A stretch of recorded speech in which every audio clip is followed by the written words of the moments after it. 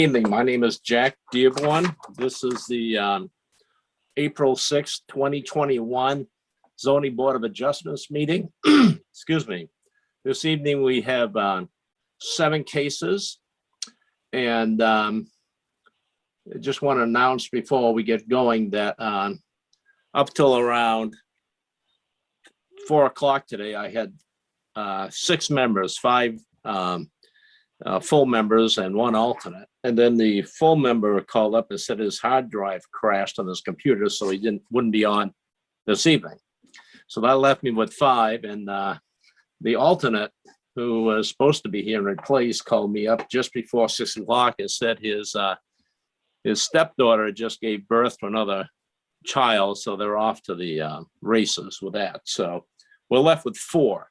And if anybody who wishes to have a case heard tonight wishes to wait and have 5 members, because the way it works is you need to get 3 yes votes. It's a lot easier to get 3 yes votes out of 5 than it is out of 4 and then out of 3. So to that end, when we get to the case, you can explain if you wish to proceed tonight or push it off to the next month, and hopefully we get the full slate of members. I'm sorry about that tonight, but we look like we were doing good up till around 4 o'clock. All right. Excuse me. For this evening, we have a continuation of case number 11-20, and we have case number 05, first time, case number 06, 07, 08, 09, and case number 10. I just want to be right up front. We have 1 request for continuation, and we also have 2 need to be continued for 2 other cases. I will take these up. I will try to let people off and handle the continued cases for next month right up front. So the first one we have is case number 11-02, application for variance for Gil and Shelley Duquette, 271 Quaker Street, tax map 404 lot 83 in residential district. Variance application is for an Article 3, Section 3.5 and 3.5.1, which authorizes reduced setback on single family residence. So our attorney, who was on the case, passed away in December, unfortunately. And the new attorney that we have for the town requested we continue this for a month so she can come up to speed on that. And so to that end, I'm going to ask the board if we can have a motion to... Jack, may I ask a question? Yeah. Why does the new attorney have anything to do with this? This is a dispute between citizens. Does the town have a stance on this? No, I thought it was Mike. I'm sorry. I'm looking at the wrong picture. Travis, this is a request from the town attorney. The other attorney died. Yep, So, I understand. So I'm just asking why the attorney is relevant at all. We're going to have an attorney, okay? That's our position. So let me move on. When you say we, who is we? The zoning board? We as a zoning board in the town. We're going to Okay. find out real quick. Okay. I'm going to ask you to not speak anymore so we can move forward the business tonight. Okay. Okay. Point of personal privilege? Is a voter unaware? It's John Rauscher on page 2. Is a point of personal privilege. I'd like to know how much has the town spent on attorney fees if this is... I have no idea. Call up. No. This is a public meeting and I'm asking... Please shut him off, Naomi. Thank you. Anybody else doesn't want to speak? Jack, I've got one last question. No, the zoning We're application. Shut him off, please, Naomi. Thank you. Okay, let's move forward. The case this evening. You're out of order. I have asked a question.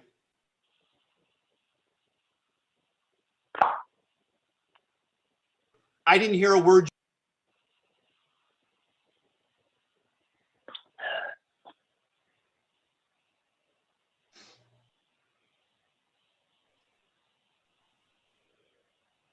Jack, since you're muted, I'll speak. I'll be filing a request with the Board of Selectmen tomorrow for a tear down order, given that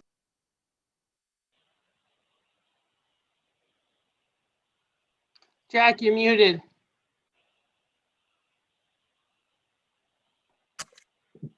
I didn't mute myself. Okay.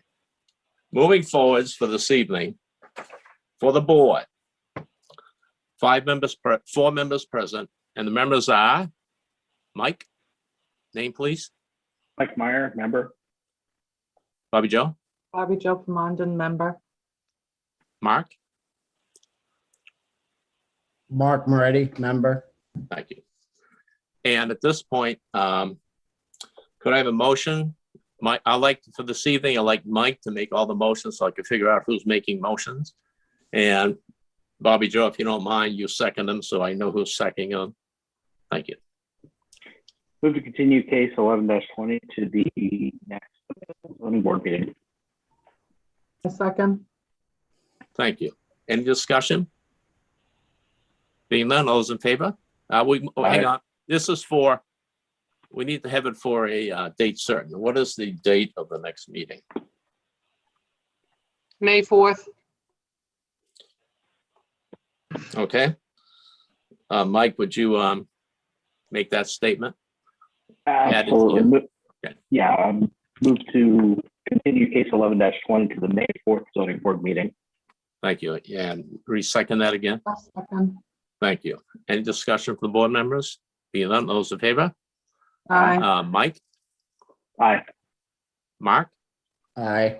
and Bobby Joe, Aye. and myself, aye. Okay, thank you. That'll be continued to May 4th.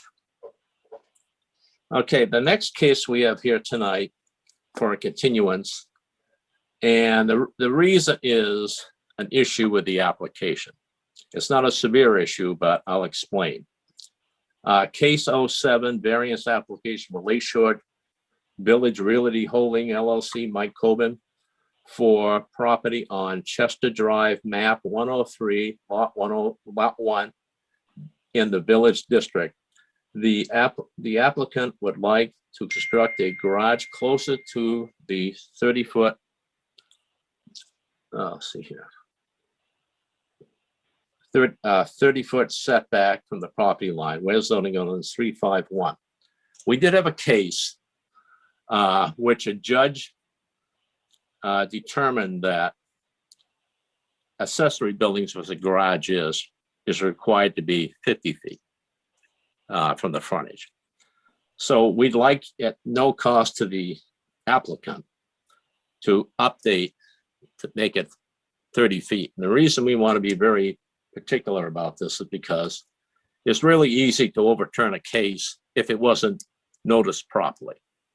So to that end, Mike, are you on? Yeah, I'm here.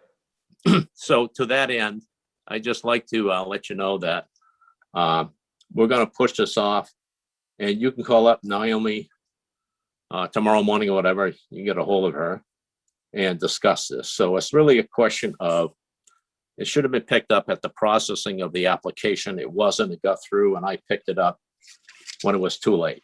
When I got it. I'm sorry, you're saying then, instead of saying it's a 30-foot setback, it has to be within 50 feet. For an accessory building, that's the key. And a garage is an accessory building. Okay. The zoning article is written as it is. Unfortunately, a judgment from the judge modified that, and we have to honor that. So it basically changed it, and it wasn't caught. Okay. I mean, I'm trying to think what the difference is going to be. The only difference will be if we did it tonight and somebody didn't like you getting this, if they knew enough, they could challenge the case on a difference of 20 feet, because it would have been improperly, the judge could find that the case could have been improperly noticed. That's the problem. Could we I'd rather do that. Could we orally amend it? No, it's the notice. People who are sitting at home, people that is posted at the town and some other places and the papers, the messenger, have got it as 30. I just want to be really particular about this because I don't want to give a variance. I don't want the board to approve of a variance and then turn around and have it thrown out by the court, should somebody challenge it based on that. And it's probably minuscule, but that could happen. And I just don't want to go through that and have to get lawyers involved. Mr. Dearborn, can I ask a question? Go Can ahead. you just give us the reference to the case name that you're referring to, that the order? I don't have it. Naomi will have it tomorrow for you if it'd be good. So, okay, with that said, One more thing. I can't Yeah. make the May 4th meeting, unfortunately. So is it okay to delay it one more month after that, I suppose? if that works for you, we'll find out real quick before I get the motion. What is the June date? Yeah, we aren't in town May 4th, unfortunately. Jack will be June 1st. Oh. Okay. With that said, myself and the 3 members present will be sitting in on this case here. So with that, Mike, can I have a application to continue this to June 1st? Absolutely. Move to continue case 07 to the June 1st zoning board meeting. A second. Thank you. Any discussion from the board? All those in favor? Aye. Mike? Aye. Mark? Aye. And Bobby Joe. Aye. Okay. You see Naomi, she can fill you in on that, okay? The other one here is, and you're welcome to stay on or leave either way you want. I mean, it's a public meeting. May not be open to the public for discussion though, until the board opens up the case. Okay, case number 10, variance application for Jordan Estrada, property owned by Lewis Page on Barclough Road, map 409, lot 20 in a rural district. The applicant would like to build a new home on a proposed road, private road in accordance with the zoning 1711. The issue here is since the town vote, there has now been a requirement for private roads to be heard at the planning board for a conditional use.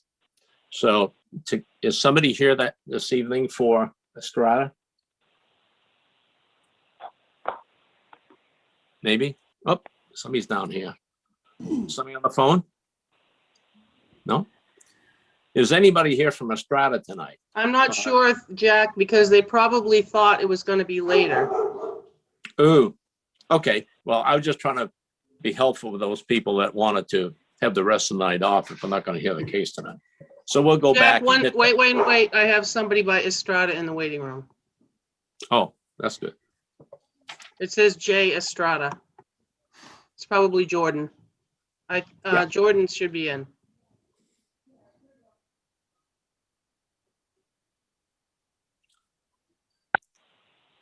Jordan.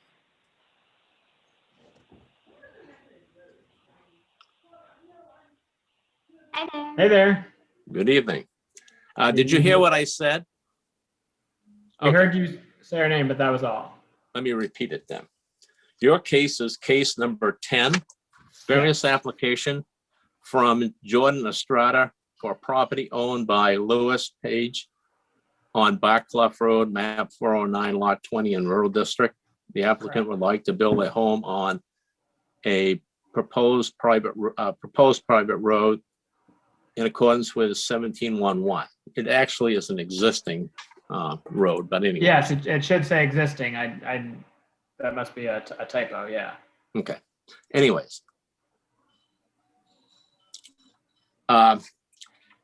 You didn't probably hear this, but since the town vote, there was an article on for the zoning that the planning board put on to have a conditional use required for private roads. That means Yes.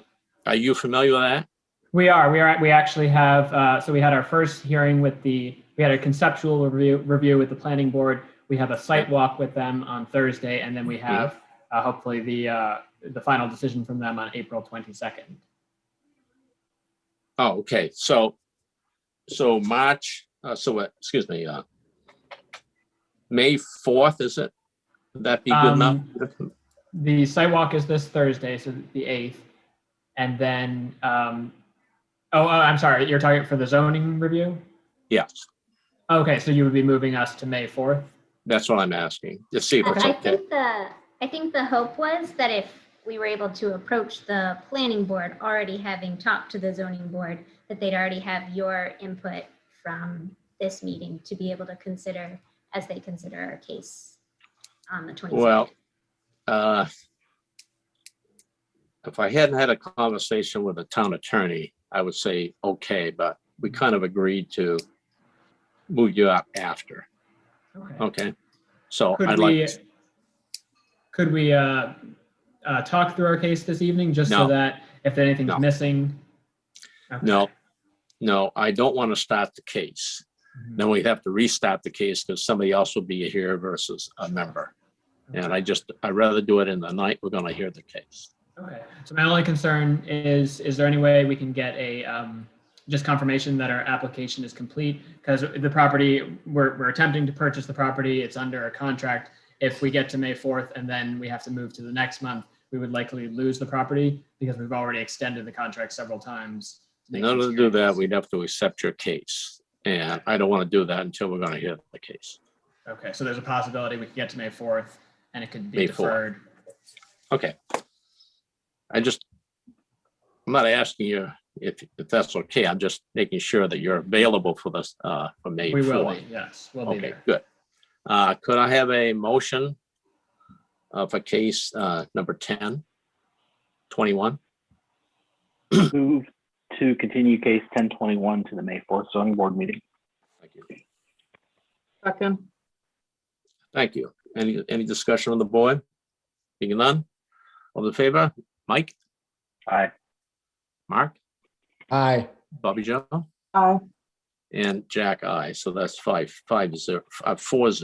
for this evening. Okay. Very good.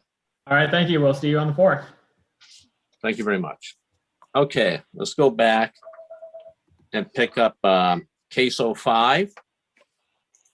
And this is for Amy Lunt. Variance application for Amy Lunt for property on 298 Old Francistown Road, map 411, lot 341 in a rural agricultural district. Applicant would like to build a second home on the same existing lot. Variance is required for zoning of 3.1.1 to allow 2 homes. Well, Amy, before we start this, let me make sure of something. You really want to build a new house and tear the other one down, or at least for use as a dwelling? Am I Right. correct? Okay. Correct, yeah. Okay. We'd like to leave the existing house up initially just for storage. Just for now, but Okay, but we don't want I just anyone wanted to living. make sure. So Correct. the intent is not to have 2 houses on one lot. No. Okay. Nope. Okay, with that said, let me go ahead with this and look at this. Okay, the map, the case is 05-2021. Amy Lunt, 298 Old Francistown Road, 03281, New Hampshire. Property address, same, 411, tax map 411/341. And frontage is 377.37 feet on Francistown Road. Buxton Road, 1071.59 south property line, Buxton School Road, west 1351.1 and west property line from the corner, southern corner back to Francistown Road is 688.64 feet, 22.8 acres. Lot currently has one residential home, looking to get a permit to start construction of a second. Why does this require it? I would like to construct a second home on the 22.828 acres without subdivision or removal of existing home. Get into here, okay, you have a sheet of compliance, data required document checklist.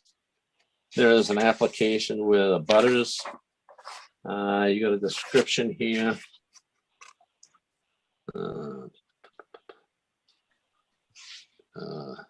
Description of proposed use, you list out quite a bit there on the 22.28 acres, signed by Amy Lunt, it looks like. 5 points of hardship have been appear to be completed.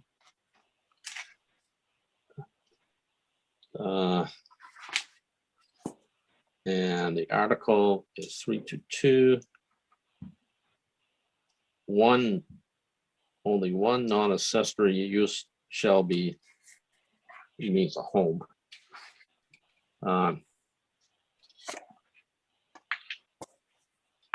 Property card, both sides. There's a quick claim deed for the property.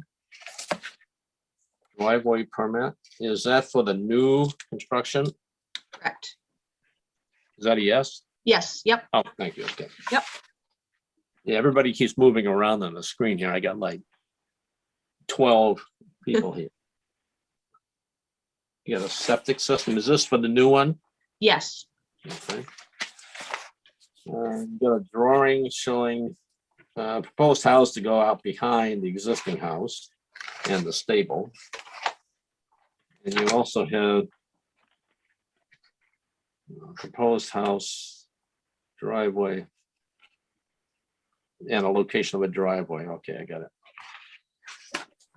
You also have sort of a diagram showing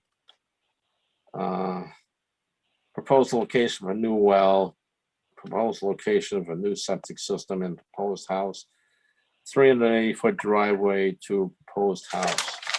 Okay. Very good. The members for this case this evening will be myself, Mike, Mark, and Bobby Joe. Everybody is shifted around. And with that said, motion to accept case 05-2021. Move to accept case 05, 2021. Thank you. Second, please. Thank you. That was Bobby Joe. Any discussion? Being none, those in favor? Mike? Aye. Mark? Aye. Bobby Joe? And me. Okay, that's 4-0. All righty. At this point, let me just say how we're going to run the meeting. We just accepted the application. We accept the application to basically understand if all the materials here. It appears to be, that's why we voted yes. If not, we would have asked you to go back and get some more information to make it correct. We'd probably have to continue the case, that not being the case this evening. So what we'd like to do at this point, I'll explain. At this point, I will open up the case so the applicant may speak. Before we do that, I'll ask the board if there's any questions you wish to ask of the applicant before they go through their application. Being none.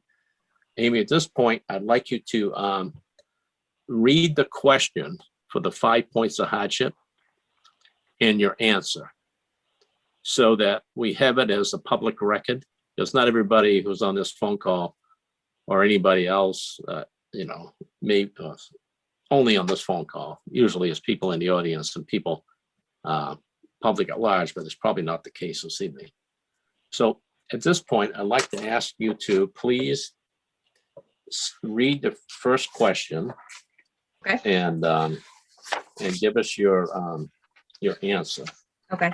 As in number 1, the variance will not be contrary to the public interest. Yeah, you could write that. You could read the highlighted. Okay. bold. Number one, the variance will not be contrary to public interest.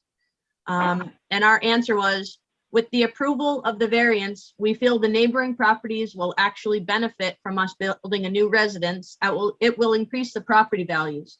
In addition, we want to preserve the 22.28 acres as a single lot, which could benefit them and the town of Ware and protect all the neighboring properties from subdivision of one lot. We want to preserve the essence of the family homestead, which has been in my family since 1937. Indirectly, turning the existing home into a workshop and using the rear or side entrance instead of the front, which we do currently, will create a safer pedestrian situation on Old Francistown Road. The existing home is so close to the road, we often have to be very cautious of oncoming vehicles when leaving or entering the residence. Number two, please describe how the spirit of the ordinance is observed. My answer was, the ordinance states that only one residential home can exist on each lot. If we are granted the variance, we would start the new construction at the end of April 2021 with the goal of it being completed within 1 year.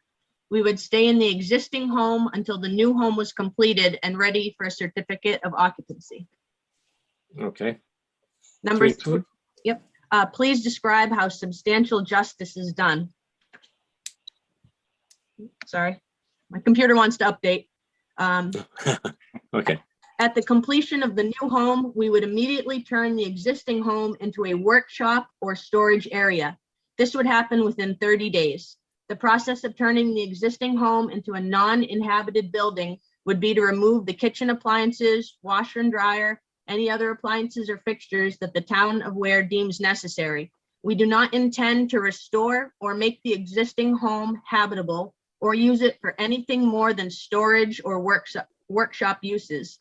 As soon as the removal of the items in the existing home was completed, we would invite the building inspector to visit the building to ensure it was satisfactory. It's been my lifelong dream to make this property my home. My grandmother received the property in 1937 from her in-laws after her husband was killed in World War II. I grew up across the street and was raised a large portion of the time in her home. While the existing home has significant sentimental value in my life, at this point, the amount of money that it would require, but not limited to make it a comfortably livable home is extensive and unrealistic. And I did attach photos for you guys to look at. It would require, but not limited, foundation work, a new heating system, a new well, new electrical and plumbing, insulation and windows. None of these items affect it being used as a workshop, but all of them would be needed to improve it as being livable. I feel that we can preserve the essence of the homestead and its acreage and maintain the outside of the building in a satisfactory way for the town of Ware, while also being able to build a new energy efficient home in a significantly better location than the existing home. Number four, please describe how the values of the surrounding properties are not diminished. The building of the new home with the current building codes and energy efficient requirements on the 22.2 acre lot can only stand to increase property values of the surrounding homes and land. We have no intention of ever subdividing the 22 acres and want to maintain it as a family homestead with a good portion of it being woodland and fields. This is beneficial to surrounding properties, the town of Ware, and for the wildlife systems that exist on the property. And number five, literal enforcement of the provisions of the ordinance would result in unnecessary hardship. Although we do not intend to keep the existing home as a habitable structure, we would need to be able to stay in it while the new home was being constructed. We would need the building permit approved to be able to start the new home construction around the last week of April 2021. We can provide the town with a timeline for completion of the new home and will turn the existing home into a non-habitable structure at the earliest possible date so that we would only have one habitable structure on the property as to be in compliance with the town zoning ordinance. And then bulleted one, owing to special conditions identified above, please indicate how no fair or substantial relationship exists between the general public purpose of the ordinance and the specific application of the provision to the property. The ordinance exists to prevent smaller properties from having more than one inhabited structure at a time on property that cannot ideally sustain multiple homes. In our case, we would like only one inhabitable structure on the 22 acres, and we feel we have the acreage to effectively be able to build the new home within all other road and boundary setbacks, wetland, and other compliances required by the town. Bullet 2, owing to the special condition identified above, please indicate how the proposed use is a reasonable one. We have a large lot of land that we would like to preserve as one single lot while being able to build a new, more modern and efficient home. We would turn the existing home into a workshop or storage building to maintain compliance with the town zoning regulations. On the back side, I felt that we had met the questions, so I wrote in B, previously addressed in 5A. I think that's it. Do you want me to read the last one? B, you're saying, What's that? you're talking about B? Yeah, where it said B, which was, please describe the special conditions of the property that distinguish it from the other properties. I felt we had addressed it. Okay. So hopefully we covered that. Do you want me to read the description of proposed use on the last page?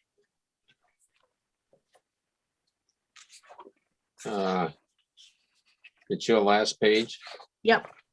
Uh, I think I where are we talking? You mean here? I can't see it on yours. Nope, then I think the next page. I don't have a next page that says it. I just got a butters. We don't have it. You don't have this one? You got a little higher.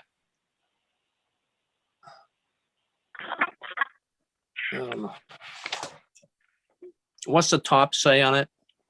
Description of proposed use. Oh, that's probably up front here. We Oh, do I'm have sorry. it. It's closer in the beginning. We do have I'm it. sorry. I'm sorry. Okay. You're out of order. I mean, It's my last page. Sorry. you're not out of order, but your pages are. Okay.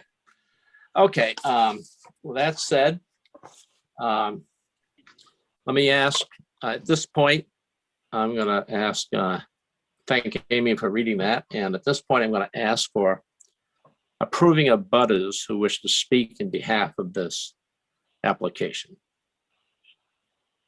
if they wish. Yes, Tom Carr? Yes, thanks. We're neighbors to Amy and Alvin Lunt at 287 Francis-Town Road, and we're here tonight to speak in favor of this application. The Lunts have been great neighbors since we moved here in 1994. Amy's third generation Lunt that we've known, and we're happy to have them as neighbors and very satisfied with the intent here. Thank you. Are there any other approving of butters wish to speak on this? Being none, disapproving of butters wish to speak on this application. Being none, other boards, public at large? Being none.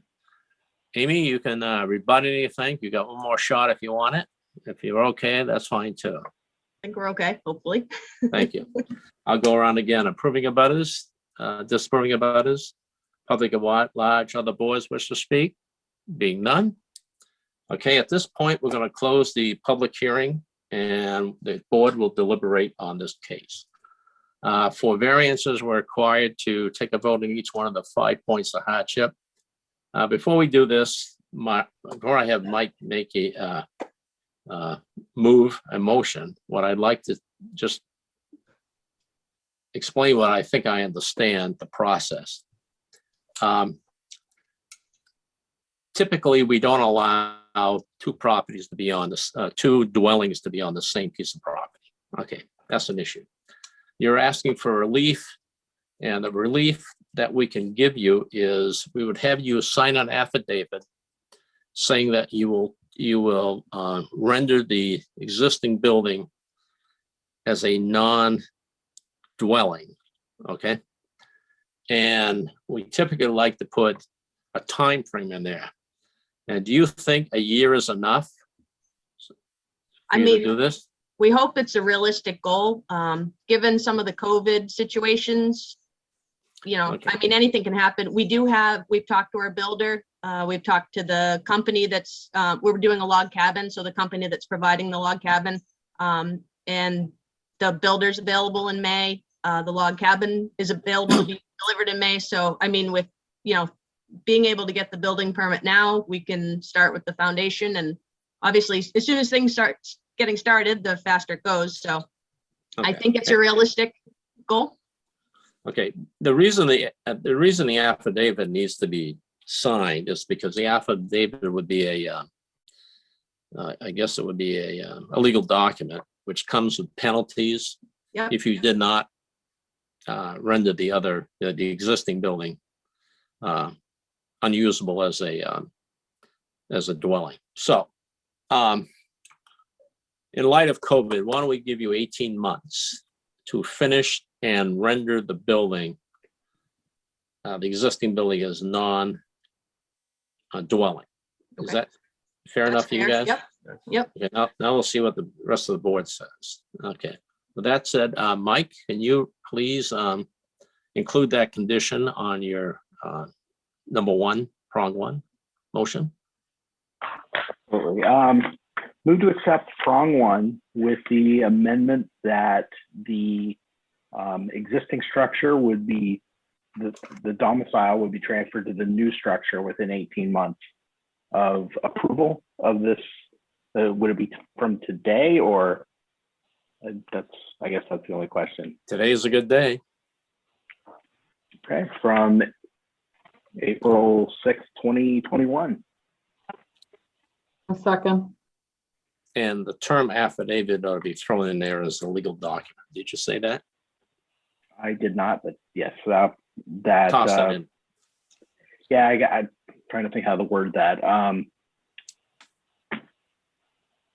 The owners would attest on an affidavit to those conditions. Thank you. Second, please. Second. Thank you, Bobby. Any discussion? Being none, all those in favor? Mike? Mike? Aye. Everybody's shifted around every time somebody leaves, so I'm looking at the different person every time. Mike, what do you think? Yes or no? Aye. Aye. Mark? Aye. And Bobby Joe? Aye. Aye for myself as well. So that's 4-0. Reason I say 4-0 is 4 yeses out of 4. So 0 no's. So you got it. And good luck. Thank you. Okay. Now Thank we you, have Tom. We have 5 points, don't we? Okay, now we have a case number Can you hear me? 06. Oh, Jack, We we have, need 5, to do that. we have 5 points of hardship we have to For cover. the oh, point. gee, I'm getting ahead of myself, aren't I? Okay, question 2. We won't need to redo the condition. Move to accept please. prong 2. Second. Thank you. Discussion being none. Mike? Aye. Mark? Aye. And Bobby Joe? Aye. Myself, aye. 4-0. Okay, 3, Mike? That's, Move to accept prong 3. Second. thank you. Discussion being none. Mike? Aye. In favor? Aye. Mark? Aye. And Bobby Joe? Aye. And Jack 4-0. Aye. All right, 4, please. Move to accept prong 4. Second. Thank you. Any discussion? Being none. All those in favor? Mike, Aye. Mark, Aye. Bobby Joe, Aye. and Jack. So that's 4-0. And is Move it to 5 in accept its prong entirety? 5 in its entirety. Thank you. Second. Thank you. Discussion? Being none. All those in favor? Mike, Aye. Mark, Aye. Bobby Joe. Aye. And 5, and Jack is aye as well for 4-0. Very good. Now we're done. Good enough. Okay, now we're gonna head out to. Thank you, everyone. You're welcome. Have a good Good night. evening. Okay, I got here. This is case 06-2021. Jeff and Gina Stevens, telephone number is 603-331. 3158. It is in 14832 North. Is it Calle del Prado. okay. Calle. Fountain Hills, Arizona, 85268. And owner the same property address, 34 Dudley Brook Road, Ware, New Hampshire. And its key is tax map is 107 lot 003.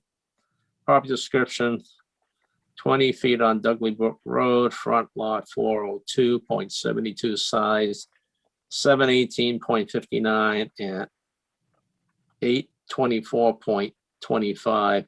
Rear is 405.2, residential. And you want to do a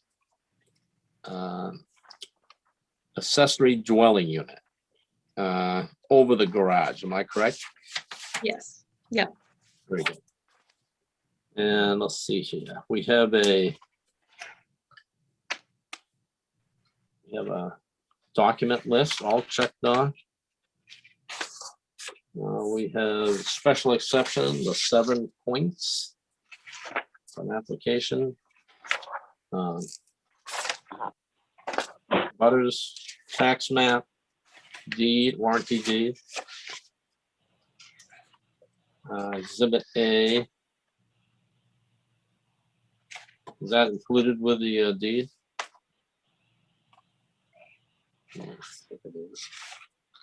Driveway permit. That's the existing driveway permit. Yes. We're planning board minutes. This was July 12, 2018. Why were you at the planning board? Our property does not have actually have any road frontage. We do have an easement deeded through John Palmer's property next to us, which is a 20 by 20 square where we meet. So we needed a special permission to use that easement for the end of our driveway. But why did you have to go to the Ware planning board for this?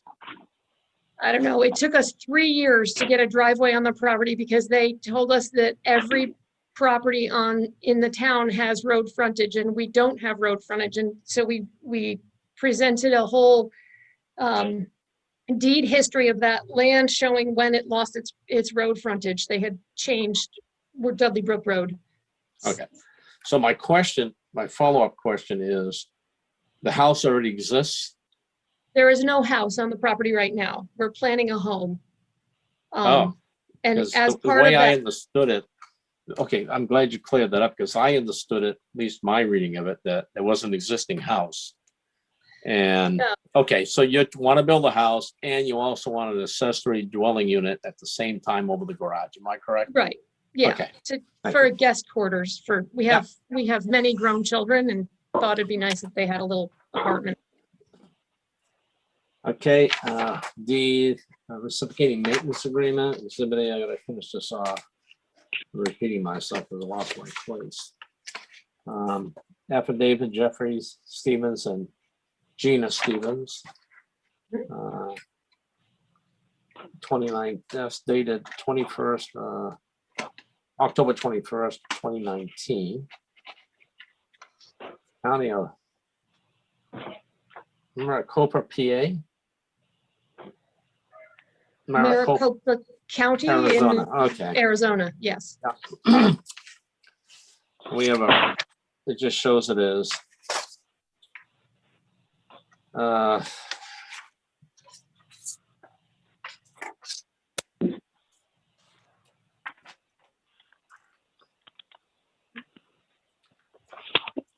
I've got a bit of a problem with this. Have you got a building permit yet for the house? We're working on that right now. It would, part of the challenge is, do you pay for a permit for a building that you can't build because you don't have approval for an ADU? That's not my problem. My problem is if you have no frontage, if you don't have the necessary frontage on Class 5 road,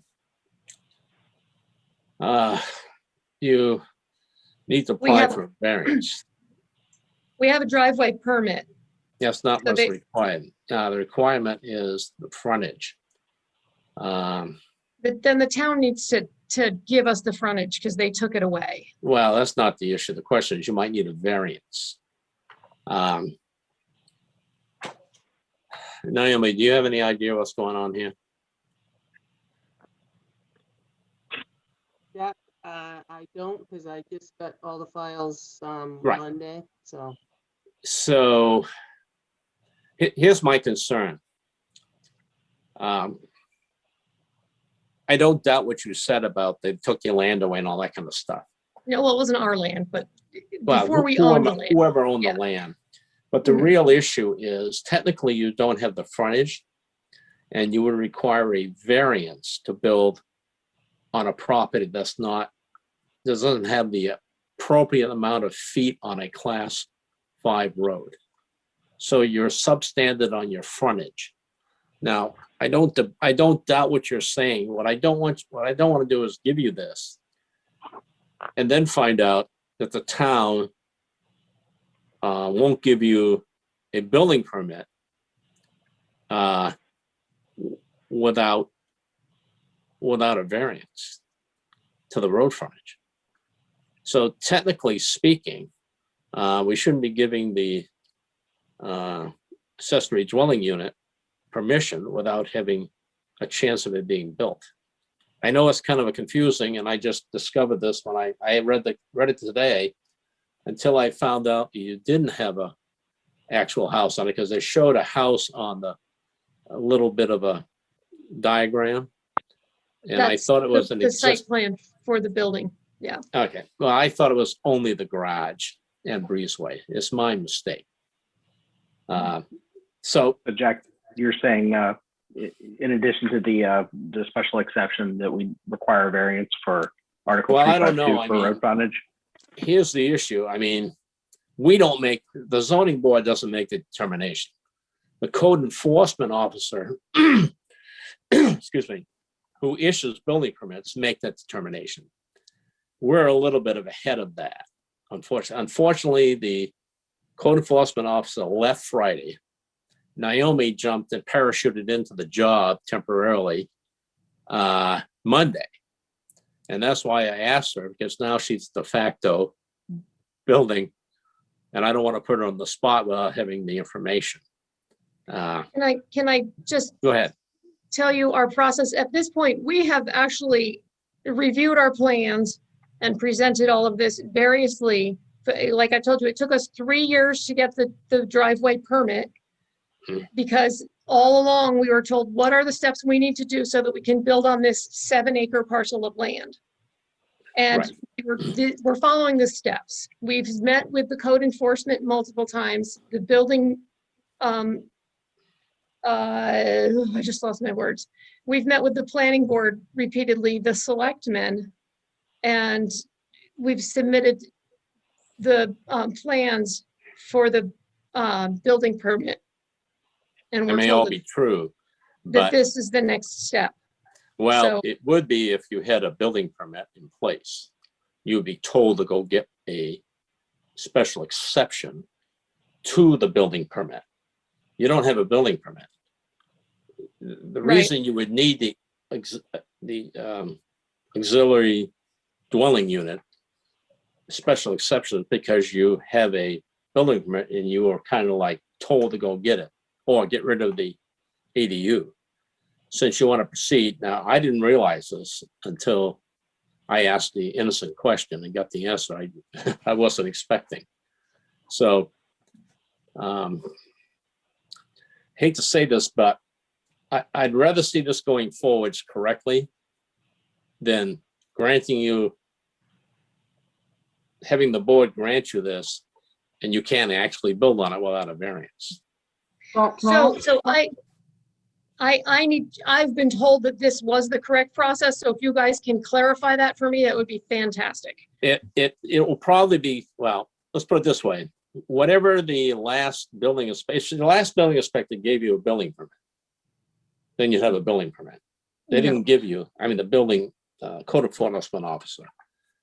She left Friday, and all of a sudden now Naomi is the new face of that, as well as her other 17 jobs she has. So I don't want to put Naomi on the spot here, but she or whoever she delegates will make that decision. And we're very happy to continue the accessory dwelling unit application you have. And we'll continue this to the May 4th, I think it is. And hopefully that get all resolved, because you get this by right. If you meet the conditions of those 7 points, if you meet those conditions, you get it by right. Okay, so it isn't like this is a big hurdle. I just rather not grant this knowing that there is not a building permit in place, because I was operating under the assumption that there was already a house there. And that's why I had a problem. I went on Google Earth and I looked and said, God, there's a little bit of logging there. And that maybe that's where the driveway is. And I'm looking at this and I'm saying, I don't see the house, but hey, there's been plenty of houses under the trees, mine included the early part. So you wouldn't see it from the aerial view. So. Jack, can I ask a question quickly? Yes. With Bobby. Now, to do the special exception on an existing home, I mean, isn't that different? Like, can people build an accessory dwelling unit on a brand new home with the building permit and not have to do a special exception? I want Naomi to make that decision. Okay, I was just wondering if it was a possibility, because I don't know. Special exception was. Right. Do you know what I'm saying? So that's worth looking into. See, the essence of this is, and you self-disclose, which is fine, because I had a question too about the frontage, is that the zoning requires you, based on your zone, to have so many feet of town maintained road that you're on. You don't meet that. The lowest is 50. You don't even make 50. So technically that gets resolved through a variance application against the frontage requirement. Okay. Which I think we went through in order to get the driveway permit. I don't think you did. Do you have a variance already? I mean, you know, if you went through a variance, you went to the planning board, but I don't. You would have come to the zoning board, which is what we are. We've done zoning board, planning board, selectmen, and code enforcement multiple times. Well, I don't remember. But it was years ago, so, you know. What year would you say that would be? We spent 3 years trying to get the driveway permit. Give me a date. Between 16 and 19. Well, I've been here since the beginning in '88, and I don't recall this one. I might have been sleeping, but I don't recall it. Right. So I think if the one exists, Naomi can identify that tomorrow. If one doesn't exist, she'll determine whether or not it's appropriate to grant a building permit without a variance, should one not exist. So again, I'd like to do this in a regular order of business and not have to explain why we deviated when something else happens. So we're not against this at all. Just trying to make sure, because if you had a house already existing, we wouldn't be talking about this now. And so we need a variance to allow us to build anything at all, because the frontage problem continues. And then we need a building permit. And depending on what Naomi's determination is, we may not even need the special exception for the ADU if that can be included in new build. The first step is go ask Naomi for a building permit. If she says, sure, you're okay. If she says, not so fast, you need a variance, that's what you need. I don't make that determination. We only hear cases. We're not the prosecutor. We're not the policeman running around. That's what Naomi does. And we just hear cases, and we see something that doesn't really follow a process, even though albeit loose. I just like to have that done. And I don't know if it's going to hurt you, but so Kelly has left.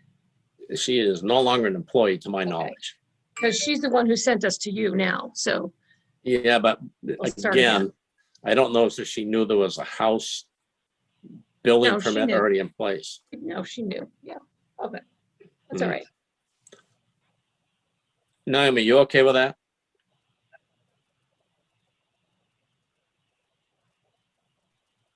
Jack, yeah, the only thing I just want to state that I'm not in the office tomorrow, but Gina, I know you're not in town, but we can correspond over email if that's all right with Yeah. you. Yeah, that's fine. Okay, yeah, I'll look up the file and we can get back and forth. Yep. Thank you, Gina. Tom, you. you got something you want to say? It's probably not appropriate because we're not continuing the case. Did you raise your Right, hand? no, I just, Jack is, I just want to say Jack is correct on this. Just so you know, Gina, company is Meridian Land Services and we deal with. Are you representing her? Pardon me? Are you representing Gina? No, I was just. So this is not an at all. editorial comment at best? Yes. Okay, well, thank you very Totally. much. It's my understanding the correct procedures would be without frontage that may have had frontage taken away or frontage by an easement does require a variance from any town because there's no frontage. We are struggling to get more than one done tonight. Okay, let's try another one. So, With that said, let's continue this case. Mike, could you motion to or move to continue the case? Absolutely. Move to continue case 0621 to the May 4th zoning board meeting. Second. Thank you. Any discussion? Being none. Mike? Aye. Mark? Aye. Bobby Joan? Aye. And Jack? Aye. So that's 4-0. Sorry to do that to you, Gina, but it's easier making it right than it is fixing it after. Unfortunately, we're in this situation. I would ask you if you have some ability to improve your lot plan. It's kind of a tiny little house in the middle of a big plan. You know what I'm saying? It's hard to get 7 acres on one piece of paper. Yeah, well, once you put an addendum to that and give it to Naomi, or email it to Naomi, and we'll bring it to the next case.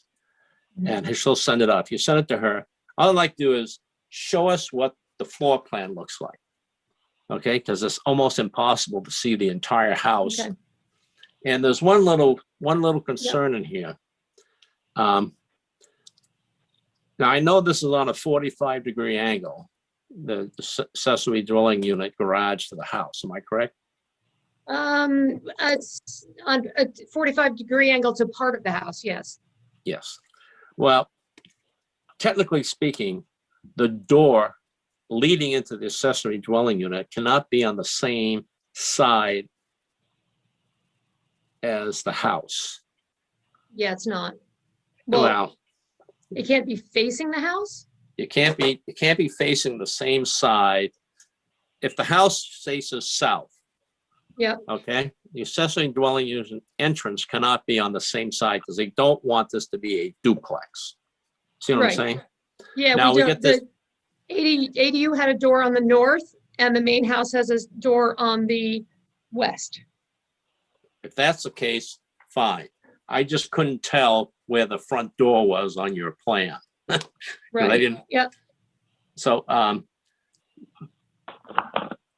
thank you. All See you in, it's gonna be a busy May, I'm afraid. Thank you very much. Okay, thank you. You have a nice day. It's still early out in Arizona. Yeah, 5:30. Bye-bye now. Bye-bye. Okay, which one do we got now? Am I on 9 now? Make sure 8, I believe. 8. Where's my 8? Where is 8? The AG paintball sign. I know, but I'm trying to find 8.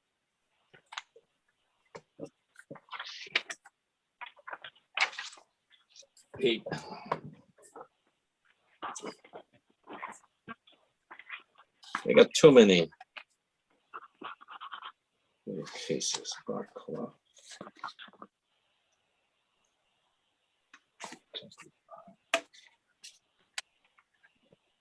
There we go. We got too many cases. Okay.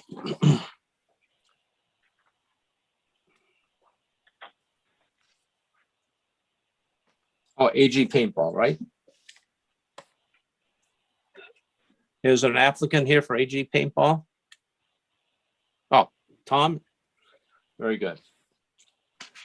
Before I got started, I just want to make sure. Okay, let's see. This is case 08-2021. Property location 158 Deering Center Road, map 411, lot 21, 28.5 acres, agricultural. Tom, have you signed a piece of paper saying you can represent these people? If you didn't, that ain't gonna happen tonight. Jack, Eric is on. Eric is on as an owner. He's just muted. Oh, are you an owner, Tom? No, Eric. Eric is on, can give Oh, is permission. Eric on here? I am, yes, and Tom is representing us tonight. Good. Which one do you come up as on the phone? Yeah, no, it should say Eric with an A-A-R-I-C. Okay, got it right below Tom on mine. Okay, good. Sorry about that. I just wanted to make sure. Okay. No problem. Checklist is complete. Butters. Oh,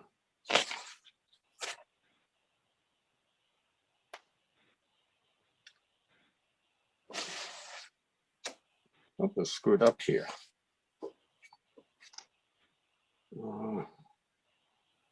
I got tax map here. Lot 21. I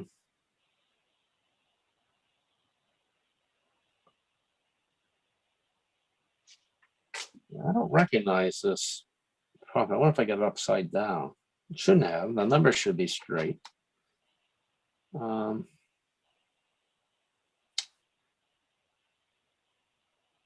You should be beside the cemetery. Am I correct? Or is it across the street? I'm beside the cemetery, yes. Well, I'm having a hard time with this. This shows your 21. And I would expect it to be on this side of the road. Have I missed something? Which, you haven't know which lot the cemetery is?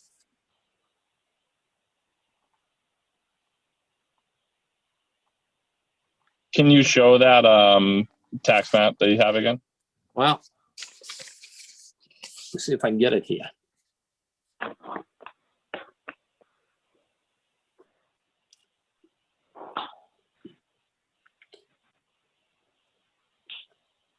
There is a forest road across the street. According to the abutters list, the Hillside Cemetery Association is 55-1. I don't see it on here. Forest And Road also is lot directly 20 across the street from us too. So and, if you're seeing, yeah, 22 as well. 22. Yeah, it shows 22 as the cemetery as well. Okay, this road going to the bottom left is Forest Road, right? yeah, that's directly Okay. across the street from us. Got it. Okay, now I know where we are. 149. Good. Sorry about that. Okay, Meridian project. Yep. If I looked at the next page, I probably would have seen that. Is this a list of all the signs you have? Yeah, so back in 2008, we had a list done of the signs that were approved on property. So we were asked to submit, it's basically the same list, just showing the sign that has since been updated, which would be the main entrance sign. Is that the one on 2 6x6 pressure treated posts? Yes. Okay. And what is the problem with that sign? So when we were speaking with Kelly, she wasn't quite sure at first. The way that it was read is that it was too tall because we're supposed to be measuring from center line of the road, and it should be 6 feet from the center line, I believe. I don't know how we would get an exact measurement from center line of road to the sign. Let me see if I gotta get to 19.6, right? Is that the zoning article that it's in non-compliance for? 34.10.12, I believe, and then 3. 410, what is it? 34.10. I'm sorry, 34.1. Yeah, 10.1.3. Okay. Okay, the uses which are granted by special exception by the zoning board of adjustment shall have a sign containing more than 2 surfaces. But it doesn't give a height on that, right? So where does the height come into play? Last sentence of that paragraph. Pardon me? The last sentence of that paragraph, if freestanding, the height of such sign shall not exceed 6 feet from the center line elevation of the road to the top of the sign. My God, that wouldn't even be above the snow bank in the wintertime, would it? Is that what they really said? One of the things that makes it a little hard for us is we have the antique loading dock in the front of the barn. So that also is elevated, and that's where we determined a proper height of the sign. We wanted you to actually be able to see it when you're approaching basically from the Country 3 side of town going towards Mountain Road side. We wanted it tall enough where you could actually physically see it when making that turn. Yeah.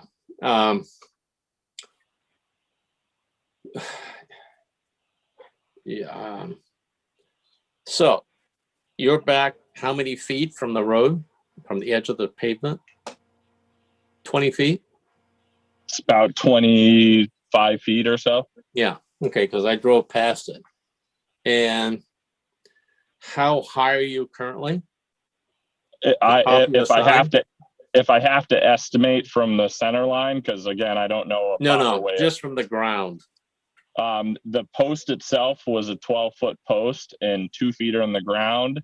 So it's about 9.5, 10 feet from the ground up.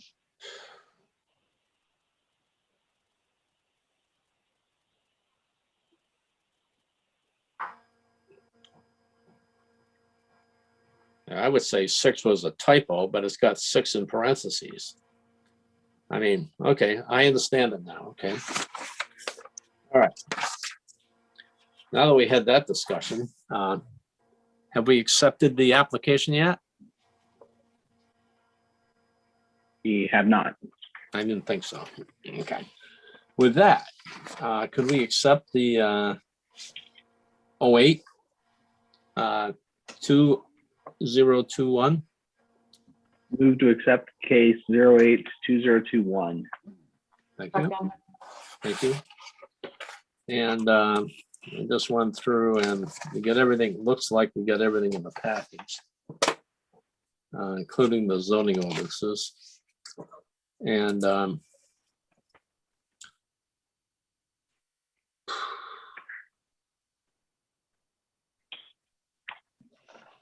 okay. Discussion being none. All those in favor? Mike? Aye. So Mark's there now. Okay, Mark? Aye. Bobby Joe? Aye. And Jack. Okay, that's 4-0. Okay. One of the problems we have is we typically ask no higher than. When we provide a variance like a setback, we say no closer than. If it's 25 feet and the person wants 10 feet, we will say no closer than 10 feet. So trying to figure out how to phrase this. Now, let me just ask a really dumb question. Why did you build the sign, the current location and height that you have it, when it's not compliant with zoning? Part of it was me misunderstanding when we were reading through the ordinance. I thought that there was some verbiage in there that if we were an approved business, we could have X amount of feet high, and we're technically a grandfathered business. So I was just confused reading the zoning. I thought we could have up to 16 feet high when I read through the zoning, and I built it last year during April and March when COVID happened. And there wasn't really a whole lot of opportunity to talk to anyone. So I built it during that time and then misunderstood it. And then I based it off the height of trying to see it on the other side of that loading dock. Literally temped it out and tried to see where we could see it. And that's where I determined the current height.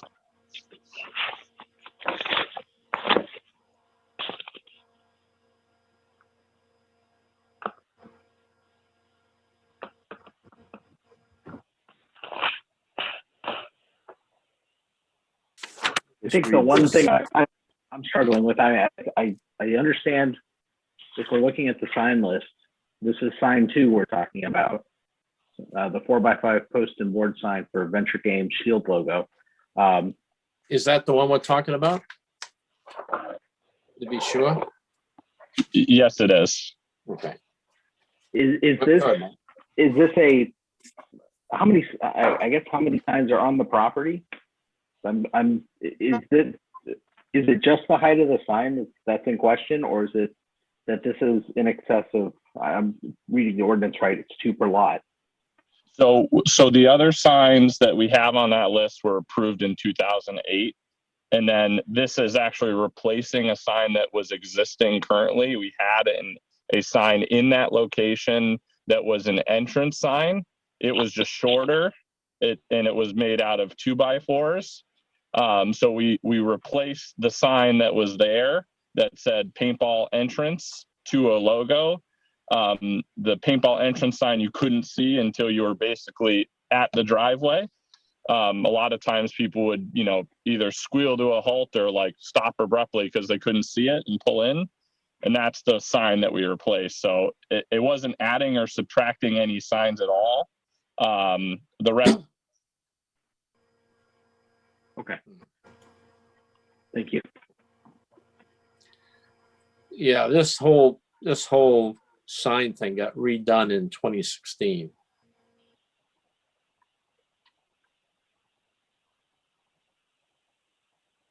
So this, just getting it straight in my head. This is replacing an existing sign. The reason we're here tonight is because the new sign is actually taller than the current ordinance allows. So this just brings it back into compliance. Is that a good summary of what we're seeing here? Correct. Kelly was also not sure if the overall sign size, the square footage, there was a lot of confusion on that. I never got a clear answer. So we did include that in the variance request, but it was unclear whether that needed to be included or not. Okay, where is that in the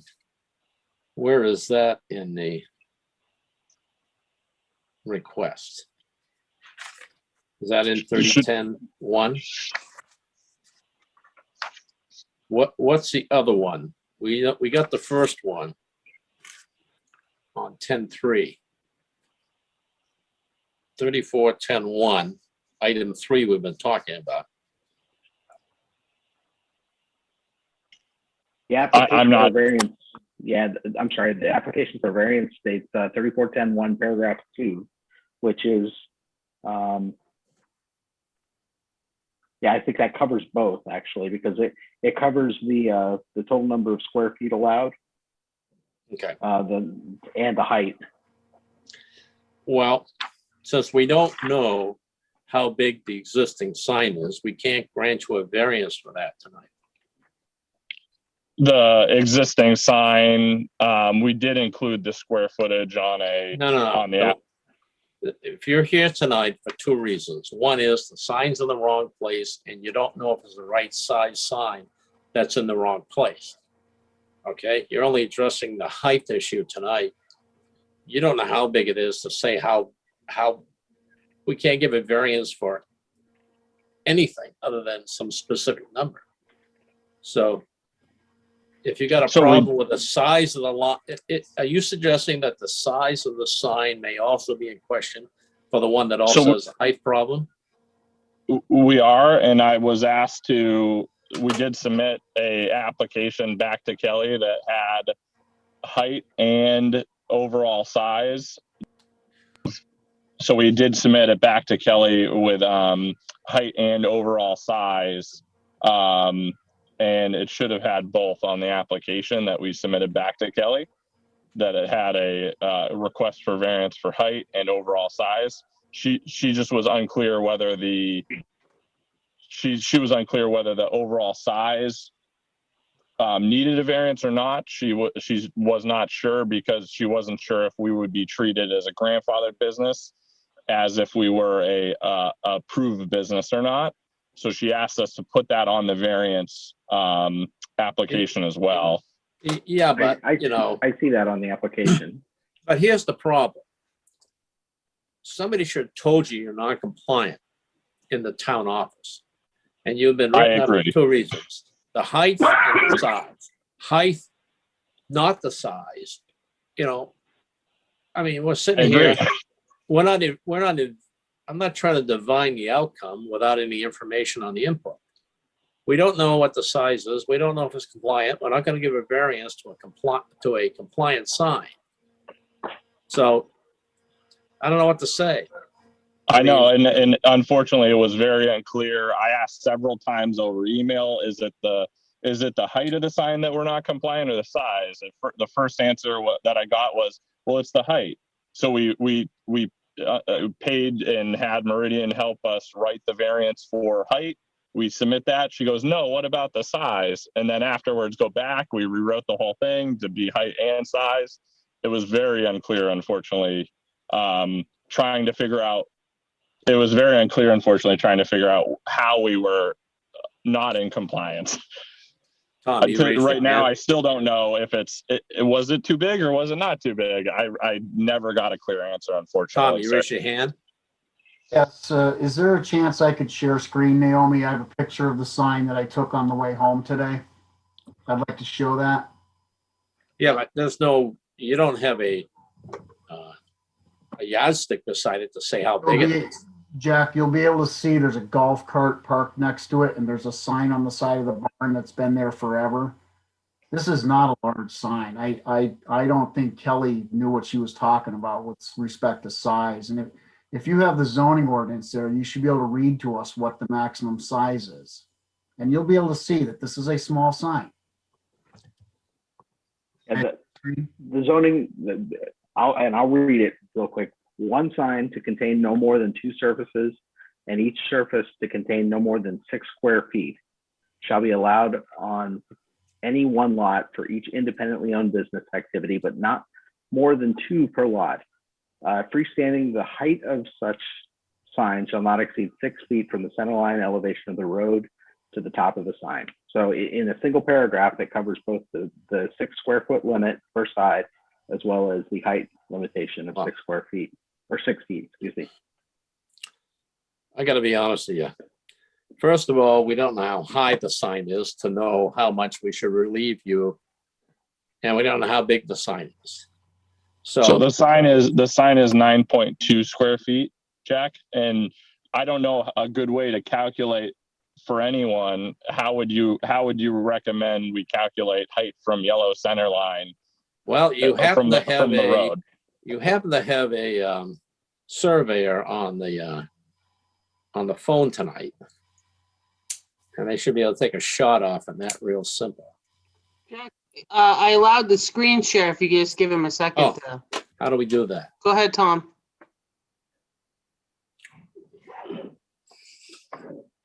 I've seen the sign. Everybody see that? I mean, that little sign up to the left of the pine That's the tree? one we're talking about right Yeah. there. Yeah, so that's double-sided, and we can, we have shots on the edge of the pavement. I don't know if we have center line, but we're talking about a couple of tenths between white stripe and yellow stripe. And so we should have elevation shots along here. We should also have elevation shots at the base of the post. So I could measure the distance from the base of the post to the top of the sign and come up within a couple of tenths of the true height from yellow line. And we could round that up to the nearest half a foot, and that would be a safe, Okay.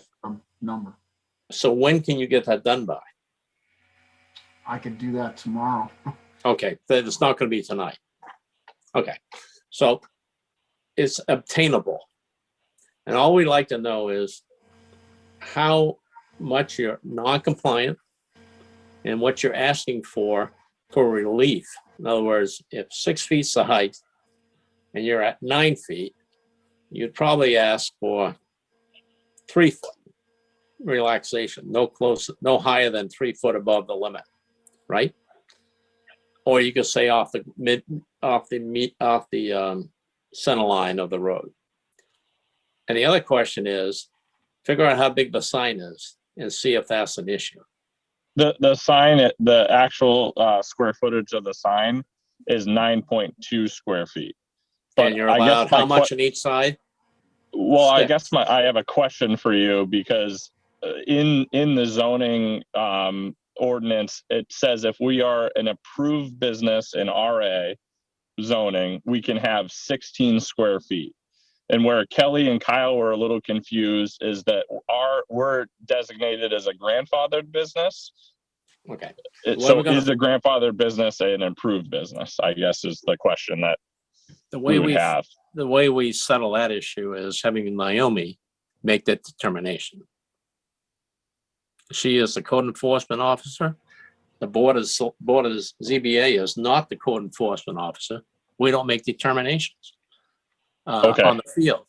We are the people that grant relief to the issues that are we will consider granting relief to any zoning issues that are brought before us. And typically, you are given a letter saying you are in non-compliance, X, Y, and Z.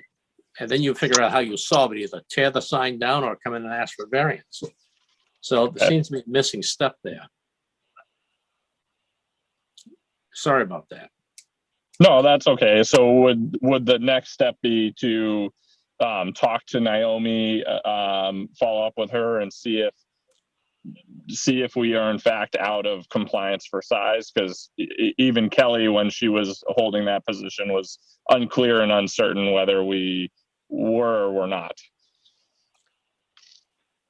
Well, it's the code enforcement officer's job to decide if it is or it isn't.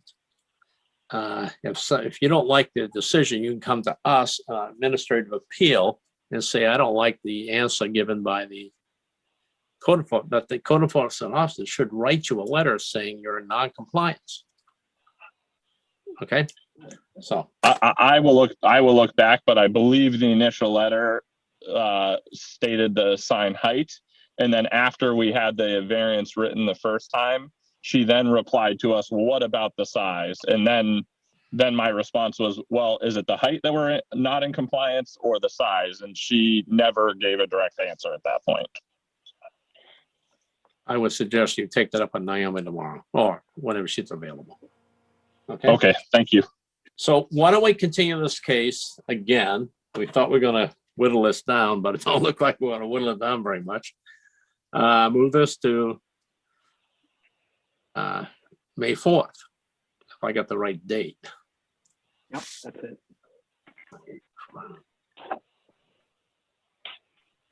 Okay, with that, Mike, would you do the honors?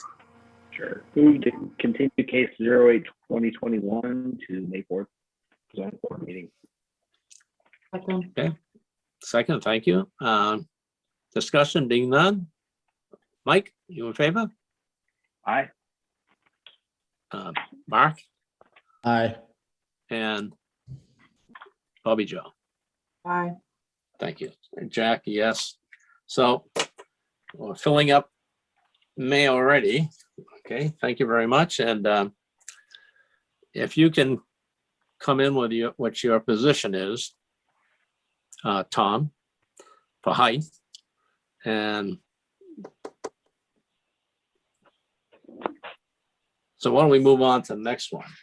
See how we do on that one. The next one is case 9.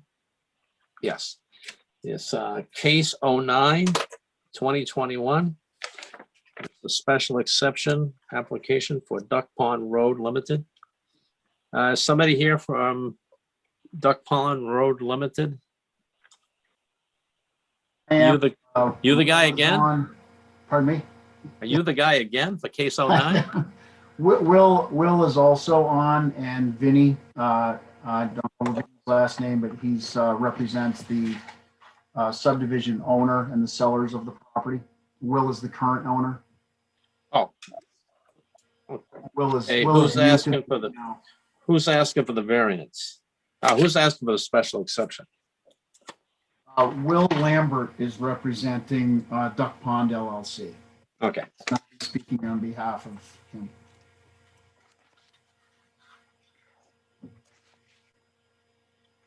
Now, let me just go through here first. We got an application. We have the 7 points with some dialogue. We have an authorization. So, is it Ben? Is it Vincent? Vincent Iacosi, I'm here. Good, thank you.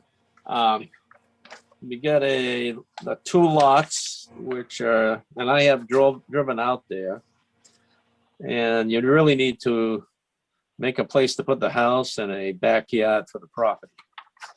I see the 3 lots. Let me see here. I only see 2 lots. Why does it show 3 lots on your? There is some incidental grading on lot 21 that is still owned by Vinny and his investors in the subdivision. Will Lambert is the purchaser of lots 22 and 23. So the permission signed by Vinny is for us to have some incidental grading on lot 21. Good, thank you. And there's also butters. There is the 1716 zoning. There's a bit of an eye chart, but it's basically from the road comes off 114, Road A, and those lots are crossed. There's a driveway permit. Is that for just one of the houses, like 22? Is that what it is? I don't know. You got, crossing. You actually crossed them out. So this is driveway permit. I don't think it matters. You got 1, 2, you got 3 of them. And you got a big map.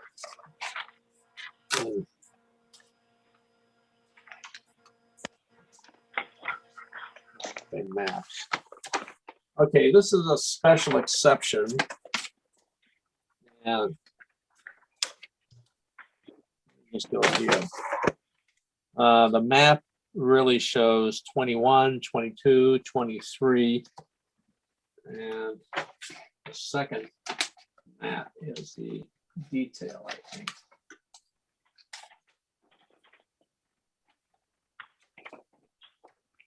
It's the topography. So, let me.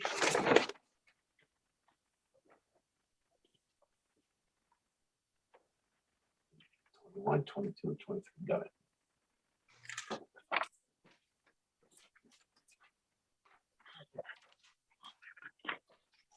I hate to ask, but does anyone have a signed application? I'm not seeing an application in the package.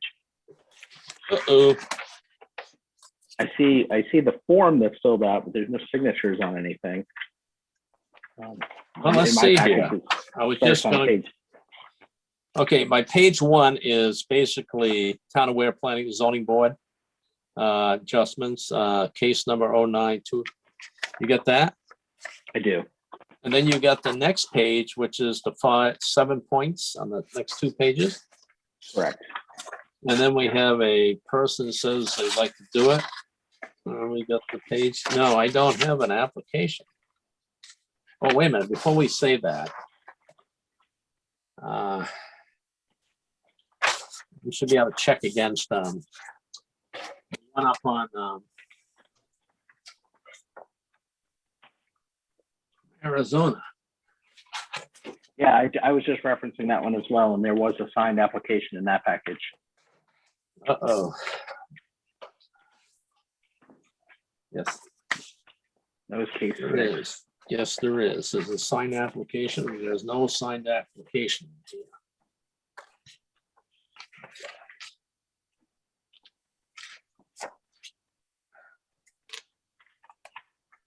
Well, I hate to say it.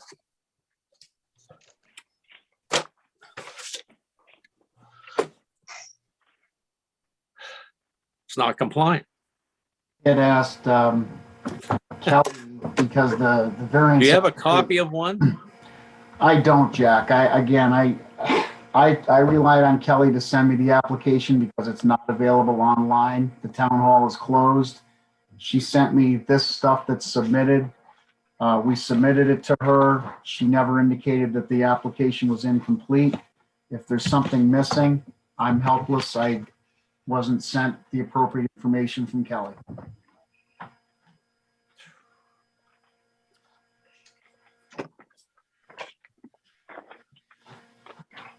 Will we get one done tonight?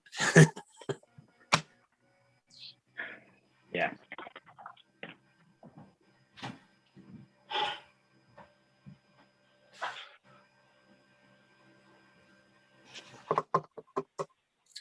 We haven't technically accepted the application.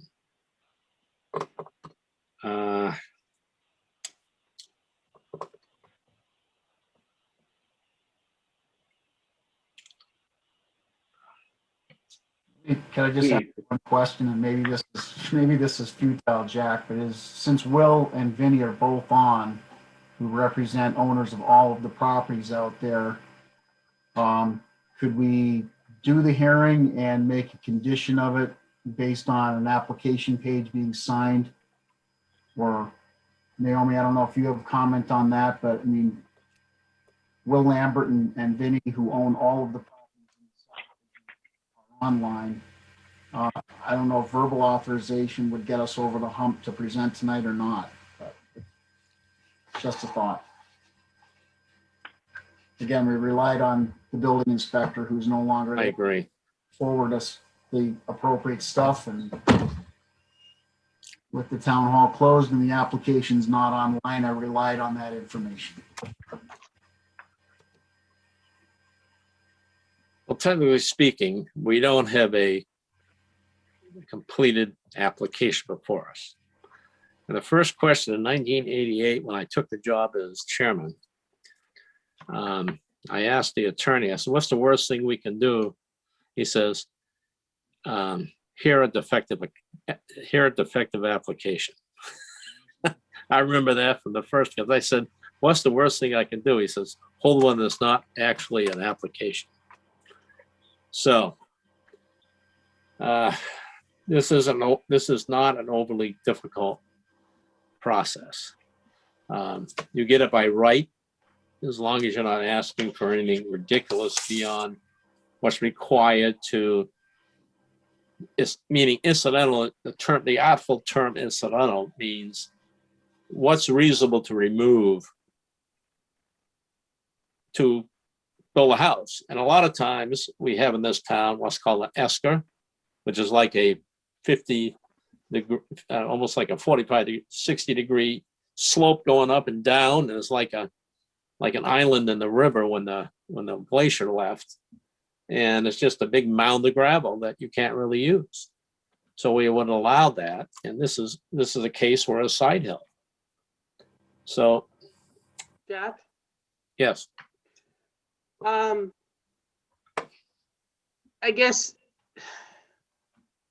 I feel if we faulted, they were given, a signature, and Tom is correct. We have been closed and not allowing people in. We do not have the application online. I guess I'll go out on a limb. I think you're right, it's accepted by right. They've been a long time. I've spent some time with Tom Carr, getting this right and proper because, Okay. as you know, there's many facets to it. I guess if you're asking me to go out on a limb, I think where you have all parties on, you've got Will and you got Vinny and you got Tom Carr, all the three parties involved. I don't have a problem having them sign it afterwards. I'm just saying you've thrown it in my lap before. I just think that I guess if they've done everything that was sent to them, was there a signature? There's not. I just looked through the folder because I have the stuff here. So Let's do it democratically for the board. Mike, would you make a motion to accept application with the proviso of not having a signature page, which shall be delivered? I move we accept case 092021 with the additional note that we do not have a signed application, but as all parties are involved are on the call right now and agree to it, that we would move forward with this, and that at the earliest opportunity they would sign the application and complete the package. You made a great motion, but let me just make one little modification. You could say yes. And that'll be basically, Naomi, when you write the decision form, it's conditional upon you finding the signature or gaining a signature page, right? that's simple. I just don't issue one until I get exchanged. Right. Okay, Mike, you add that? Just say yes. Absolutely. Yes, definitely. Okay. We'll add that as a condition to the exception as well. We'll go, Yes. I believe. In other words, Naomi doesn't send it. She doesn't give the decision form out until either she finds it or one is produced by the owners, but whoever's required to sign. Okay. Do we have a second for that one? A second. Thank you. Any discussion from the board? Let's try this. Mike? Aye. Mark? Aye. Bobby Joe? Aye. And I'll go along with it too. So that's 4-0. We're going to hear it. All right. As I mentioned before, this is sort of, it's too hard to write in the zoning what's allowed. So that's why they allow a special exception so a board can take a look at the actual application and pass on. You get it by right if you meet the intent. So let's go through any questions of the applicant before we start down the 7 points? Being none. Tom, are you going to do the presentation? You may start. Please read the question and then. Okay, thank you, Mr. Chairman. For the record, I'm Tom Carr from Meridian Land Services, and I'm presenting for Duck Pond LLC tonight. Special exception application. Item number 1, the specific site is an appropriate location for such a use overall community development. Many of the lots within this subdivision will need to secure a special exception for safe and adequate development. Grades from the existing road in this area do not allow for reasonable and safe development in consideration of mandated maximum driveway grades and yard requirements. Attached is an exhibit that clearly shows what was presented to the planning board at the time of local subdivision application. This was a highly contested subdivision application following a local denial and also in the courts for a gravel pit. Ultimately, this residential subdivision was approved by the town of Ware and state of New Hampshire, knowing earth removal for individual lots may well need a special exception under 19.1.6 to develop them safely and adequately. And that was the second page attached that was from the original subdivision plan showing the grading for the road and lots. Item number 2, the proposed use will not adversely affect the neighborhood and shall produce no significant reduction of real estate values in the neighboring area. These lots are within a cluster subdivision that is not associated with other neighborhoods. As noted, many lots within this specific neighborhood will require a special exception under the ordinance to be reasonably and safely developed. Therefore, the 2 lots under this application are the first of several to come needing relief. As a result, real estate values will not be adversely diminished by the approval of this special. Item 3. The proposed use will not be a nuisance or serious hazard to vehicular traffic or pedestrians. There are 2 other homes in this subdivision that are under construction and have not been transferred via a certificate of occupancy to a private landowner. Residential traffic, therefore, does not exist at this point. Access from the subdivision to New Hampshire Route 114 is safe, and the line of sight far exceeds NHDOT requirements. Pedestrians rarely, if ever, walk along New Hampshire Route 114, and there are no residents within the subject subdivision. Item number 4, the proposed use will not cause an undue burden to the town through the provision of basic town services. Safe access to the site must be maintained by the applicant and NBAC Corporation, who owns the remaining lots in the subdivision that Duck Pond LLC does not own. Safe access for EMS, fire, police is a basic necessity understood by the applicant and NBAC. This is still a private road that has not been accepted by the town of Ware. Item number 5. Adequate off-street parking shall be provided if determined necessary by the Zoning Board of Adjustment. The excavation and loading of dump trucks will occur on the subject lots. 2 trucks are proposed to run in staggered timing so that one truck is not waiting on the other to load. This is the most efficient and cost-effective way to move the volume of material off-site. We do not feel additional parking is necessary or applicable to this application. Item number 6, a buffer may be required to screen neighboring uses from the proposed use. Buffers may be fence, screens, dense plantings of suitable trees or shrubbery or naturally occurring shrubs and trees. Under the circumstances of the site, there is no need to buffer these properties from neighboring uses or dwelling. This is going to be an ongoing request in this particular subdivision. And again, additionally to that I haven't written, many of these lots in here are going to need this. Item number 7, the Zoning Board of Adjustment in granting any special exception may include such restrictions or conditions to ensure compliance with this section.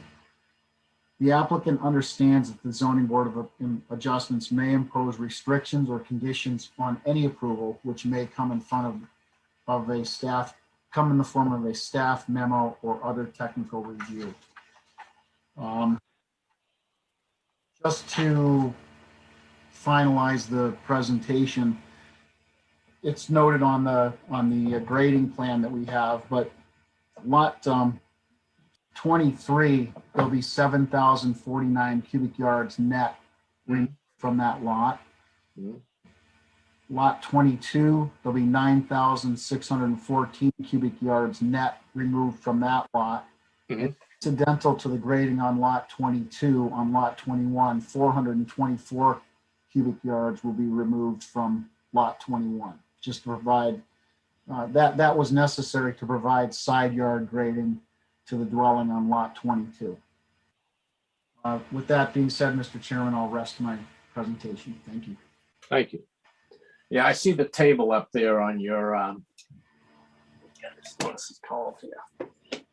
Your Meridian gravel excavation exhibit for, yes, that's that's sheet SP1.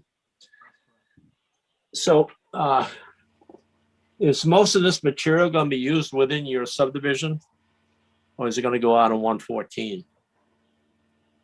Will, if you could answer that question, I think most of it has to leave the site at least temporarily. Is that correct? That is correct. Most has to leave the site. We will probably keep 400 to 500 yards on site. That'll probably be an issue for the select board more than us, after thinking before after I said it. Yeah, I looked at the property and it is a very steep hill there. And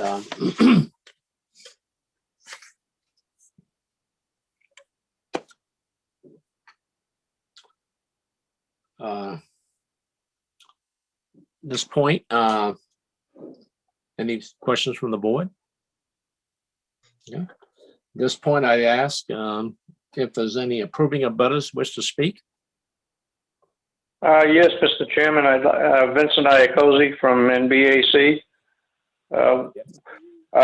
We're strongly in favor of this, going all the way back to 2006 when the subdivision was approved. All these grading contours were approved by the planning board and by NHDES with the AOT permit. We went back and redid the alteration of terrain permit with improved contours and upgrades to the drainage and detention areas. And we got a brand new permit in 2019 for this subdivision. What we have here is competing regulations between AOT, the incidental excavation, the ZBA, and the planning board. And Naomi, Will, Kelly, and Meridian Land Services and I have been working on this for over 3 months trying to find an accommodation. NBAC could have clear cut the property and brought everything down to subgrade or close to finished grade without an issue. We made the mistake of transferring the lots to Will's company. Yeah. Therefore, we couldn't leave the material on his site and put it on our site because it was a change of ownership. So we were caught between a rock and a hard place. No, that is true. But you're allowed to request a special exception, and if you meet the conditions, correct, you get it by right. So, okay, so the scope of the project is well identified on this SP1 drawing, and let me just continue. Are there any other approving abutters wish to speak? Disapproving abutters wish to speak? Public at large or the boards? Tom, would you like to rebut anything or amplify anything? No, Mr. Chairman, I think it's pretty straightforward and addressed the needs of the town, and hopefully the zoning board can. Thank you. Again, one more shot for the approving abutters. Being none. Disapproving abutters. Public at large of the boards. Being none. At this point, I'll shut down the public hearing. And this point, I want to ask Mike for a motion, but let me get something out here first, so it's going to have to redo it. We will make this approval based on the SP page showing the cuts and fill for lots 21, 22, and 23. Could you do that in the motion, Mike? Sure. Move to accept the special exception with the condition that the SP1 shows the cuts for the 3 lots mentioned, 21, 22, and 23, as well as we need to add the everything being conditional on the receipt of a signed application, as we stated in the beginning of the hearing. Before Naomi sends out the approval or the decision form, I should say. Okay. Do we have a second? Second. Thank you, Bobby Joe. With that said, any discussion? Being none. Mike? Aye. Mark? Aye. And Bobby Joe? Aye. I myself, and 4-0. So hope it all goes well. Thank you, Jack. You have a good night. Thank you, Mr. Chairman, and thank you, Thank you. Naomi, for all your help. Thanks, Naomi. Appreciate it. Poor Naomi's gonna take a week off. Not till she gets the document signed. I wasn't given permission. Thank you all. Good night. Good evening. Now I'm looking for the minutes. Now we got to do some minutes. I actually read these. Whoops. The first one, let's do a motion to approve the site walk. Okay, December 8th, 2020 at 3 p.m. site walk for case number 313-2, 13-20. Motion? I wasn't present for this. Second? I'm Well, sorry. You need a motion. Yeah, thanks. Thanks, Mark. I'll make the motion. Second. Okay. Thank you. I had discussion. I didn't see anything on here. Of course, I wrote it, so why would I expect to see anything I did wrong, right? But I believe it represents, I was really worried about spelling issues, but my spell check took care of that. So anyways, any questions on that? You guys have a chance to look at it? I did. Good, thank you. Okay, with that said, all those in favor? Mike, I'm abstaining. why are you abstaining? You weren't there? I wasn't present for the walk. That is true. That is true. Mark Aye. and Bobby Joe. Aye. And myself is 3-0. Oh, 3 and 1 abstention. 3 yes, 1 abstention. And 0 no's. Okay. The next one we have is January 5th, 2021. And I do have a few minor issues. On page 2, halfway down, but where it says case B 0120, that next paragraph below there, it said 3,060 square feet. Should be square feet, not just feet. You see that in the middle of the second page? Chair stated the wetlands impact is 3060 square feet. Can you hear me?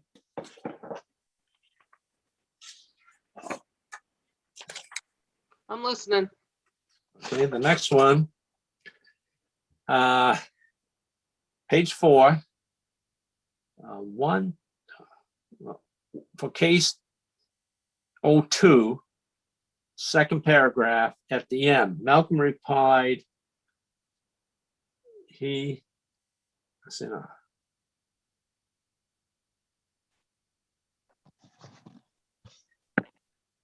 replied no and said he will stay.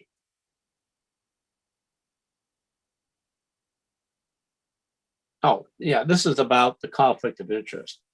And I asked him, did he have a financial interest? He replied, no, you got to insert no, and said he will stay.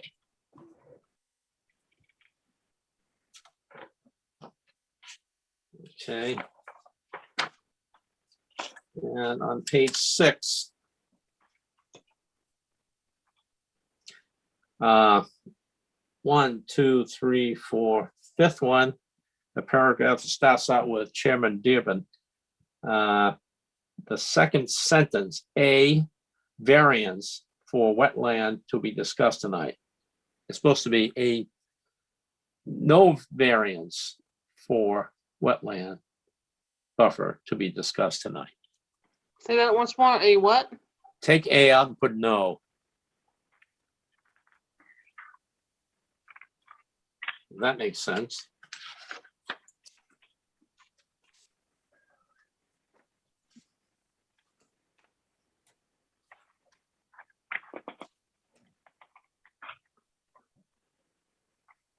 That's all I got.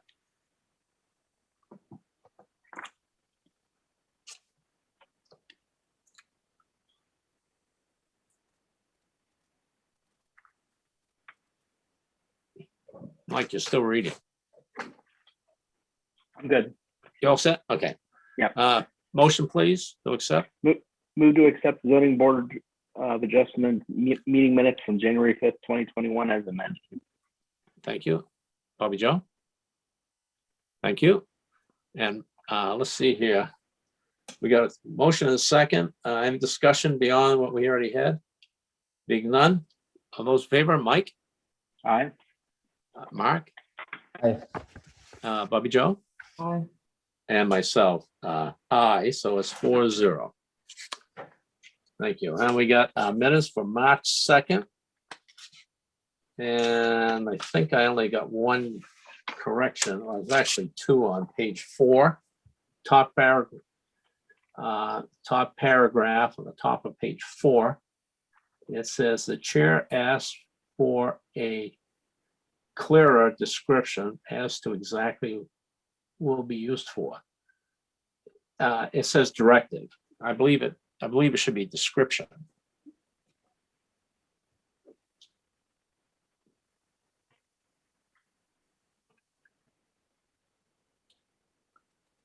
Okay, Naomi? Yep. Yeah, and then the next sentence, this build should be building, the third sentence in the second paragraph. This building is to only fulfill the vendor's request for a retail location. So it's building. Yeah, instead of build is ing on the end. Yeah. Good. I think that's the only thing I had left. Okay. So here, takes care of the minutes. So, Mike, could you do the honors, please? Move to accept the zoning board of adjustment meeting minutes from March 2nd, 2021 as amended. Thank you. Thank you, Bobby. Discussion, being none, those in favor? Mike? Aye. Aye. Mark? Aye. And Bobby? Aye. And aye for Jack. 4-0. Thank you. Any other business? Jack, on the on the agenda, it said 2021 appointments for members. What's that mean? The selectmen appointed everybody, I have no idea. So I'm thinking, remember we had gotten everybody to be reappointed. So Bobby Joe now is the full-time member. Mark got reappointed. So others got reappointed as well. I mean, everybody that was up got reappointed. So I don't know if that was the question or not. I didn't know if No, I everybody think was that was it. reappointed. So I think that's it. Oh, one thing we should do, because it's after the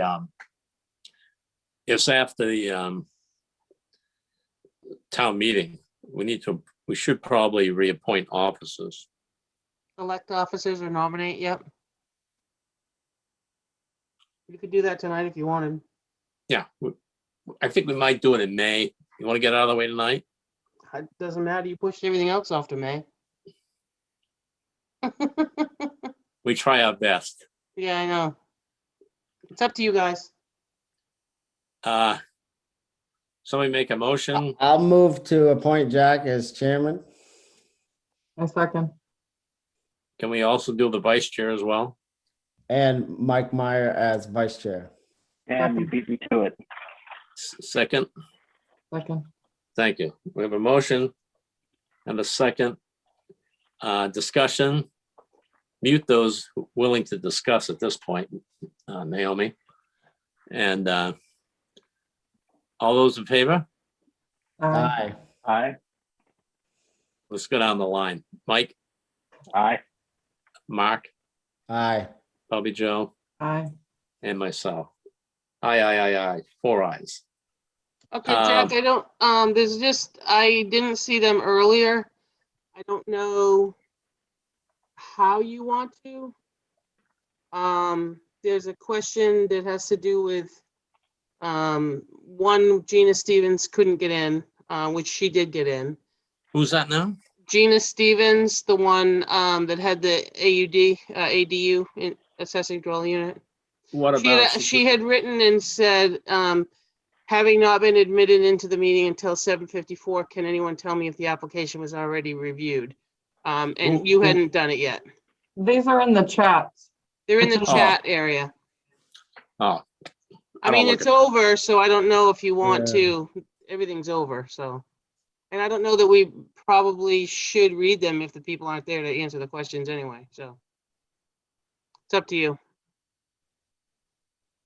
I'm kind of. Gina was, Jack told her what her next steps were, so. Yeah, no, what she did, Mark, is she joined late. Oh, she might So have thought she we was talked about her curious if case it was early. already done.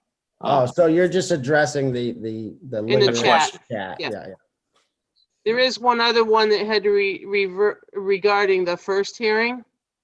And that somebody asked if there was a reason why the two were booted from the public meeting in a violation of 91A and have been denied reentry. It's not 91A. They were talking when we didn't open up the public meeting yet. Okay. Public I'm just- input. Yeah, no, I'm just saying, there was a, just a chat in there, and I don't know how you want to handle chat. Usually, it's done completely different, but. Yeah, I see your point now. Well, the reason was that they were compelled to stop talking before I even get to the meeting, before I asked for any public input. And there was one, then it was two, then it was a second question. It was like, Yeah, it was out of order. it's out of order. So,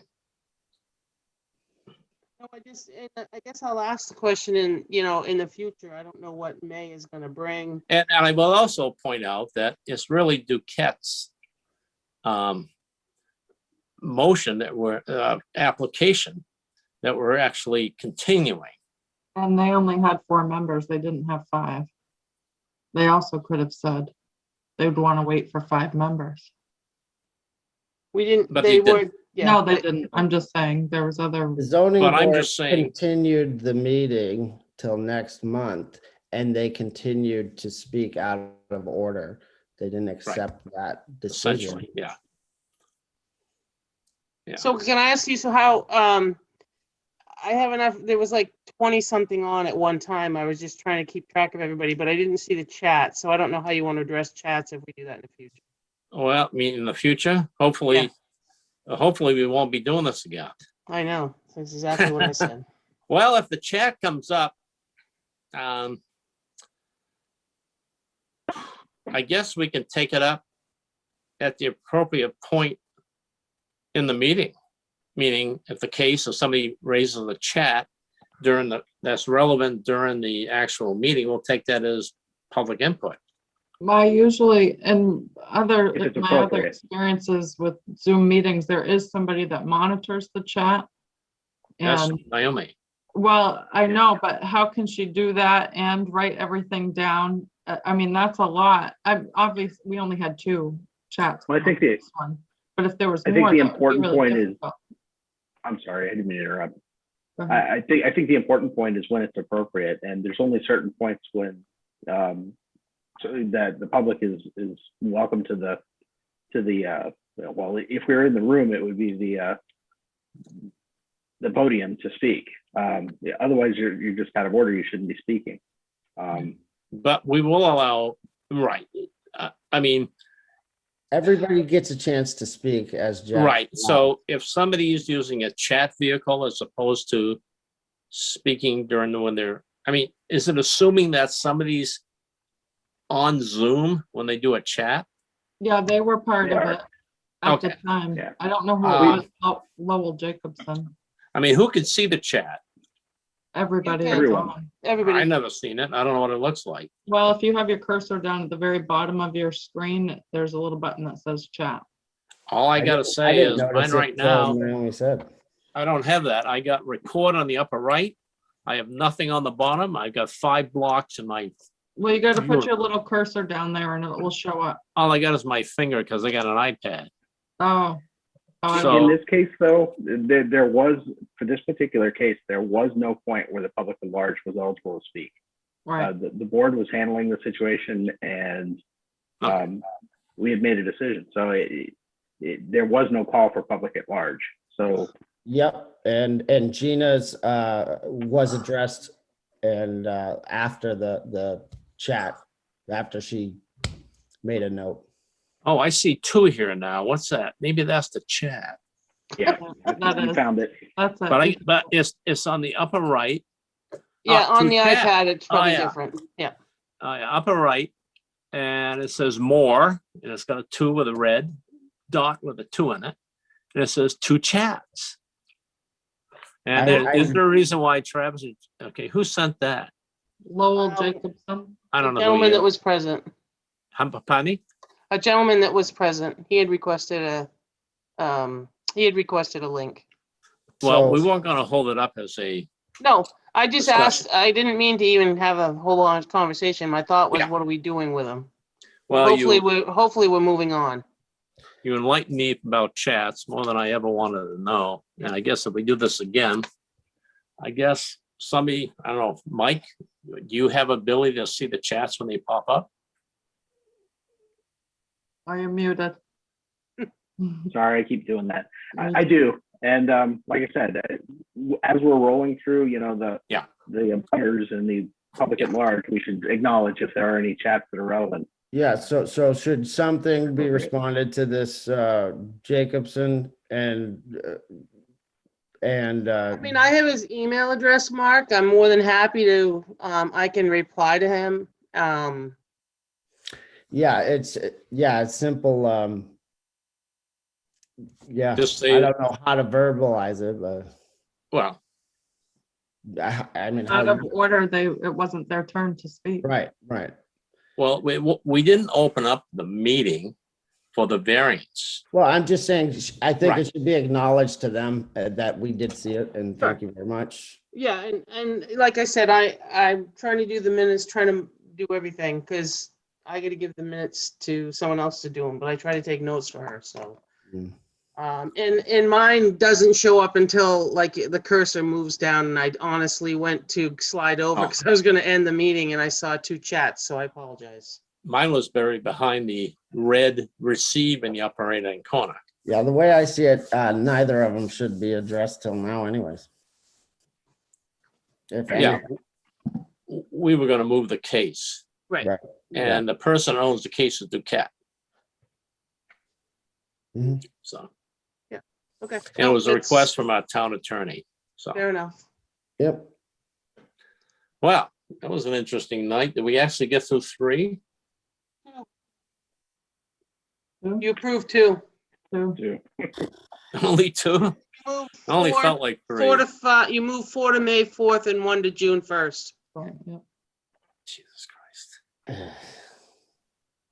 Don't take any more May applications. I don't know when the deadline is on the calendar. People, put in the budget, Naomi. We all want popcorn when we come back or something. Well, you have entertainment, you just don't have the popcorn. Yeah. Yeah, right. Yeah. Restaurants. Okay. All right. Well, You guys thanks a all lot, set? guys. Thank you. You gonna Motion move to adjourn? Yeah. Oh, Mike? I move we adjourn. Post haste. Second, thank you. Discussion being none, all in favor? Aye. Bye. Aye. So everybody's lips move. Bye-bye now. Good night. Good night. Thank you. Right.